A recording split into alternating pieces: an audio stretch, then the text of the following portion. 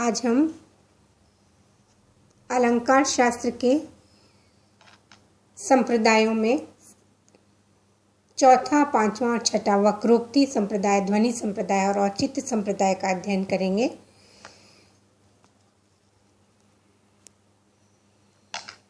वक्रोक्ति संप्रदाय। अलंकार शास्त्र में वक्रोक्ति का महत्व भामह और दंडी के रचना काल से ही बहुत अधिक समझा जाता रहा है। इस तरह साहित्य में वक्रोक्ति का प्रयोग बहुत प्राचीन है। भामह ने विचार प्रस्तुत किया था कि वक्र अर्थ से संयुक्त शब्द का प्रयोग काव्य का अलंकार होता है। आचार्य दंडी ने स्वभावोक्ति और वक्रोक्ति नामक दो प्रकार की उक्तियां बतलाई कि स्वाभाविक कथन से भिन्न अनूठे कथन को वक्रोक्ति कहते हैं, वक्र उक्ति।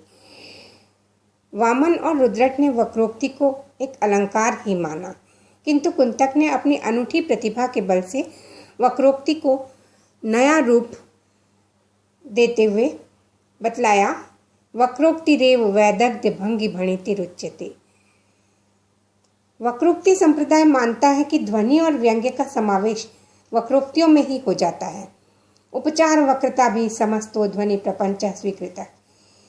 इस संप्रदाय के अनुसार माधुर्य, प्रसाद और ओज आदि गुणों का तथा अलंकारों का वक्रोक्ति में अंतर्भाव किया गया है। वाक्यस्य वक्र भावो अन्यो विद्यते यः सहस्रधा यत्र अलंकार वर्गोऽसौ सर्वोप्यंतर भविष्यति।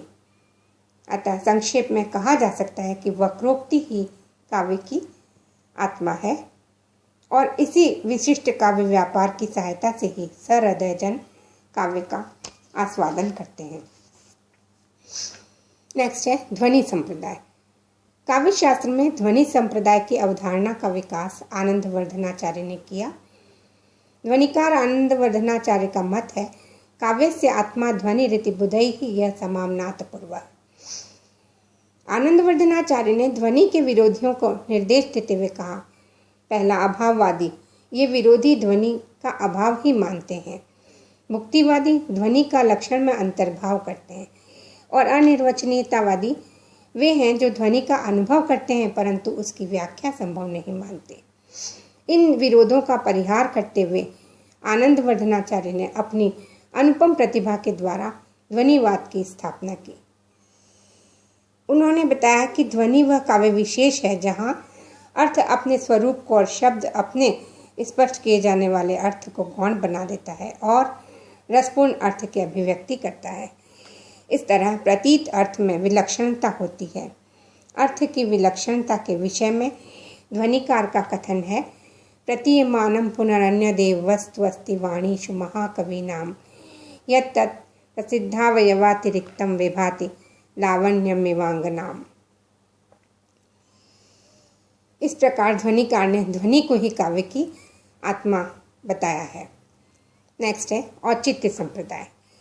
औचित्य संप्रदाय के प्रवर्तक आचार्य क्षेमेंद्र बताए जाते हैं और उनके मत में उचितम प्राहुराचार्याः सदृशम किल यस्य तत् उचितस्य च यो भावस्तदौचित्यम प्रचक्षते। यानी जो जिसके अनुकूल है वही उचित कहलाता है और आचार्य जन उचित भाव को ही औचित्य कहा करते हैं। क्षेमेंद्र ने औचित्य विचार चर्चा में पद, वाक्य, प्रबंध, अर्थ, गुण, अलंकार, रस, क्रिया, कारक, लिंग, वचन, विशेष, लिंग, वचन, देश और काल के औचित्य भाव पर विचार किया है। इस तरह समग्र रूप से काव्य की विवेचना के क्षेत्र में क्षेमेंद्र का महत्वपूर्ण स्थान बताया जाता है। तो ये हमने अलंकार शास्त्र के प्रमुख समुदायों का पूर्ण रूप से अध्ययन कर लिया। 6 संप्रदाय हैं, रस संप्रदाय, अलंकार संप्रदाय, रीति संप्रदाय, जिसका हमने पहले अध्ययन किया और आज अध्ययन किया है वक्रोक्ति संप्रदाय, ध्वनि संप्रदाय और औचित्य संप्रदाय।